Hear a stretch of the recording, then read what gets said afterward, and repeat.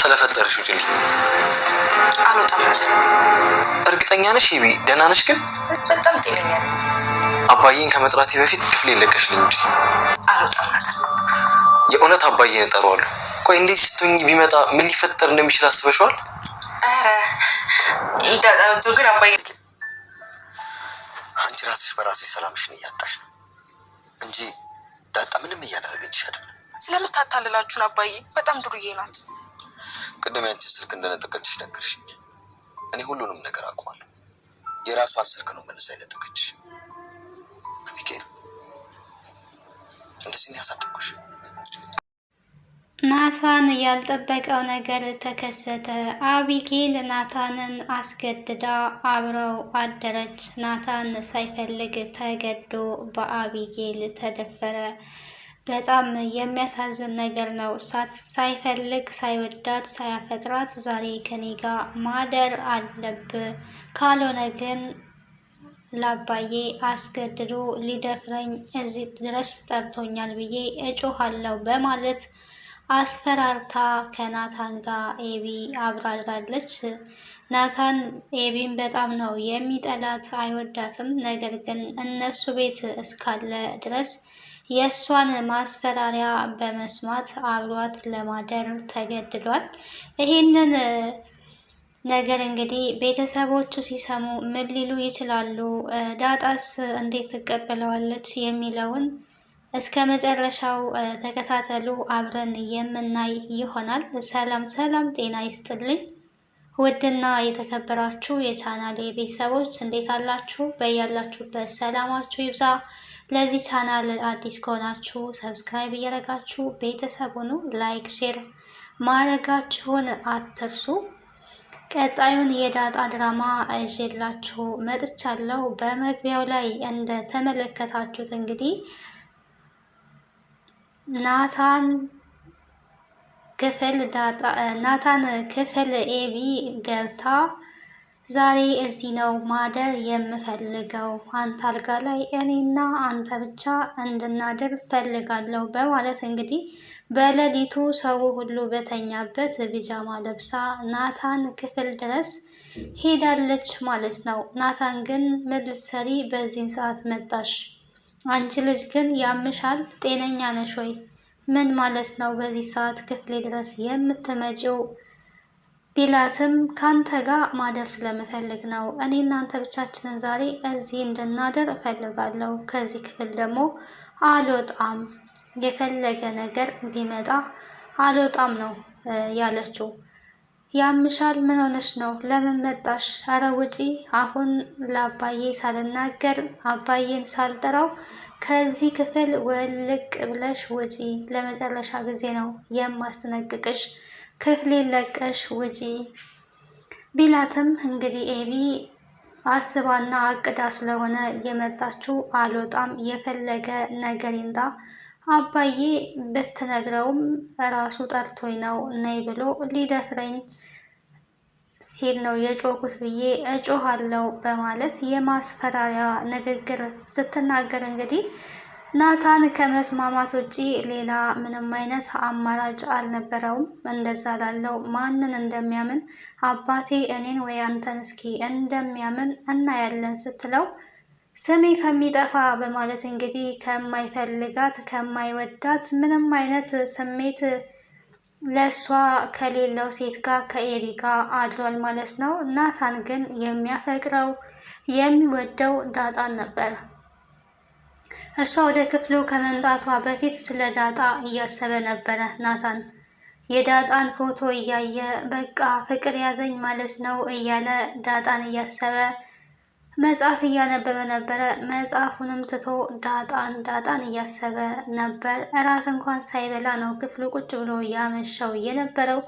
በቃ ፍቅር ያዘኝ ማለት ነው፣ ወይኔ ናታን ፍቅር ያዘኝ ማለት ነው እያለ ከራሱ ጋር እያወራ መጽሐፉንም አንዴ እያነበበ አንዴም እየተወው ከራሱ ጋር ዝም ብሎ ቁጭ ብሎ እያወራ ናታን እንግዲህ ዳጣንም ወደ ክፍሉ ለማስመጣት ሞክሮ ነበረ። ገና ከመምሸቱ አስቀድሞ ውሃ ወደ እሱ ክላስ ስትመጣ ዳጣ የት ናት?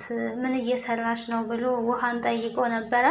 ውሃም ደግሞ ሳሎን ናት ያለችው፣ ቁጭ ብላለች፣ ምንም እየሰራች አይደለም ነበር ያለችው። ሂጅና ናታን ይፈልግሻል በያት ሲላት እንግዲህ ቀጥታ ተልካ ሄዳ ናታን እኔ ክላስ ነይ ብሎሻል ብላ ነግራት ነበረ። ነገር ግን ለምን ፈለገኝ? አልመጣም። ምን ፈልገህ ነው? ለምንድን ነው የፈለግከኝ ብለሽ ነገሬው የሚል ምላሽ ሰጥታ እንግዲህ ውሃን በመሀል እያመላለሷት ነበረ። ስትመጪ ነው የፈለግኩትን ነገር የምነግርሽ በያት እያለ እንግዲህ ውሃን ሲያመላልሷት ቢቆዩም ወደ እሱ ክፍል መሄድ አልፈለገችም ዳጣ። ምክንያቱም የአቢጊል ጭቅጭቅ በጣም ስላስቸገራት ከናታን ደግሞ ትንሽ በተወሰነ መልኩ ለማራቅ ፈልጋለች ማለት ነው። ምክንያቱም ሰላሟን ስለምትፈልግ ከዛ ክፍል ሄዳ ስታያት ኤቢ በጣም ስለምትናደድ ማርቲም ወንድ ያለበት ክፍል መግባት የለብሽም መጠንቀቅ አለብሽ ስላለቻት እሱ ክፍል ያው መሄድ አልፈለገችም። በሰላም መኖር ስለምትፈልግ ናታንን ሳትወደው ቀርታ ሳይሆን የኤቢ ጭቅጭቅና ነዝነዝ ስልችት ምርር ስላላት መሄድ አልፈለገችም እና ወደ እሱ አልሄደችም። ፊልም እያየው ነው ብለሽ ነገሪው በሚል እንግዲህ እሱ ጋር አልሄደችም ማለት ነው። ናታንም በእንደዚህ ሁኔታ ውስጥ ክፍሉ ቁጭ ብሎን ያመሸው ሰላም ናት። እራት እንኳን ክፍሉ ድረስ ከመሸ ያመጣችለት የነበረው ለአንተ የተሰራ የሚጣፍጥ ሽሮ ነው፣ ለምን እራትክን አልበላክም? በላሁን ሳይቀዘቅዝብ ትኩሱን ብላ ብላ እንግዲህ ስለ ዳጣም አውርታው ነበረ። አንተና ናታን አንተና ዳጣ እንደ በፊቱ እያወራችሁ አይደለም። ምንድን ነው በመሀላችሁ የተፈጠረ ችግር አለ ወይ? ከአንተ ጋም ከእሷ ጋም የሆነ ችግር ያለ ይመስለኛል። ተጣልታችኋል ወይ ብላ እንግዲህ እየጠየቀችው ነበረ። አረ ምንም የተጣላንበት ነገር የለም። አያይ እኔንማ ልትዋሹኝ አትፈልጉ። እኔ ሁለታችሁንም በደንብ ነው ጠንቅቄ የማቀው፣ አንተንም እሷንም። በፊት እኮ እዚህ ክፍል ስትመላለስ ነበረ የምትውለው። አሁን ላይ ግን እዚህ ክፍል ብዙም አትመጣም። እናማ የሆነ ነገር አለ። ግን ትወዳታለክ አይደል? ፍቅርማ ለእሷ አለክ ብላ እንግዲህ እየጠየቀችው ትገኛለች ሰላም።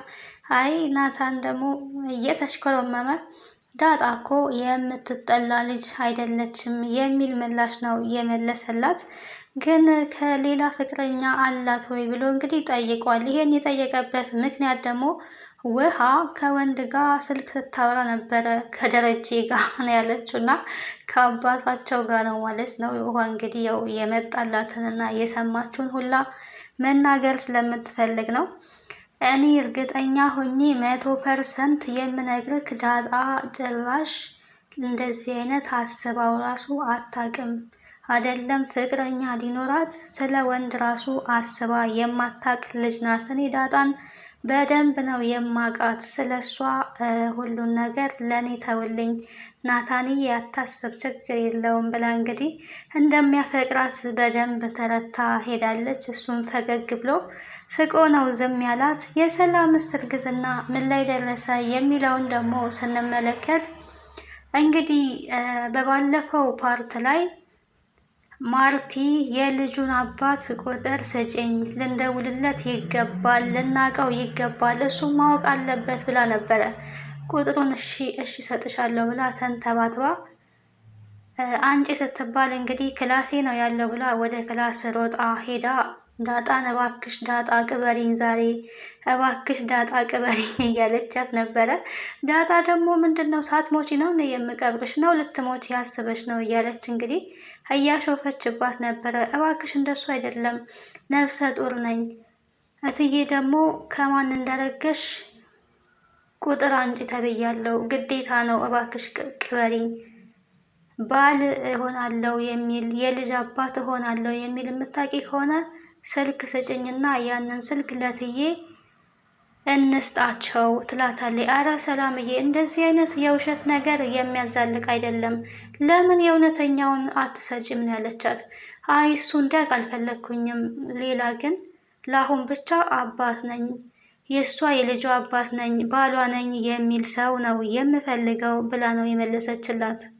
ዳጣ ግን ካልፈለግሽ በቃ አልፈለግሽም እንጂ መዋሸት የለብንም። ነገ እኮ ሁሉም ነገር ይታወቃል። እውነቱ ሲወጣ ደግሞ እትዬ ልትቀየመች ትችላለች። ስለዚህ በቃ እትዬን የሆነ ነገር ብለን ካልፈለግሽ አልፈለግሽም በቃ እናሳምናት ብላ ሁለታቸው ሄደው ሀሳቧን ቀይራለች። እትዬ የልጁን አባት እንዲያውቅ አልፈልግም ብላለች። ስለዚህ ሲወለድ ግን ማወቅ ካለበት ያውቃል። ያኔ ቢክድ እንኳን ዲኤንኤ ስላለ ዲኤንኤ እናስመረምራለን። አሁን ላይ ግን ካወቀ ልጄንም ሊወስድብኝ ስለሚችል ትቼዋለሁ፣ ሀሳቤን ቀይሬያለሁ በሚል ማስተባበል እንግዲህ ዳጣና ሰላም ማርቲን እንደዛ አድርገው አረሳስተዋት እንግዲህ ወደ ስራዋ ሄዳለች ማለት ነው። ዳጣ እንግዲህ ያሳምንልሻለሁ ባለችው መሰረት አሳምናላታለች። ሰላምም ከጭቅጭቅ ትንሽ አረፍ ብላለች። በስተመጨረሻ እንግዲህ ማርቲ ለስራ ወደ ከቤት ከወጣች በኋላ እንዴ አንቺ እርጉዝ ነሽ እንዴ? ከማን ያረገሽው? ሰላም እርጉዝ ነሽ እንዴ? መቼ ነው ያረገሽው? እንዴት አረገሽ? እያለች ጥያቄ ደርድራላት ነበረ። ሰላም እንግዲህ በጣም እየሳቀች ነበር። አዎ ፈልጌና ወድጄ ነው ያረገዝኩት፣ ነገር ግን ስለ አባቱ ማውራት አልፈልግም፣ ማሳወቅምም አልፈልግም፣ በማርገዜ ደስተኛ ነኝ ብላ መልሳለች። በቃ ማሚ ልትሆኝ ነዋ ማሚ እማዬ እያለች ሰላም ስለማርገዟ ዳጣ በጣም ተደስታለች። ናታንም በጣም ተደስቷል ሰላም ስላረገሰች። የአብራኳን ክፋይ ወይ ደግሞ አይኗን በአይኗ ልታይ ስለሆነች እንግዲህ ዳጣም እጅጉን በጣም ነው የተደሰተችው። ልጅ እንዲኖራት ትፈልጋለች። ናታንም እንደዛው እና ለዛሬ ይዤላችሁ የመጣሁት የዳጣ ድራማ ይሄን ይመስል ነበረ። ቀጣዩን አብረን የምናይ ይሆናል። ባይ ባይ።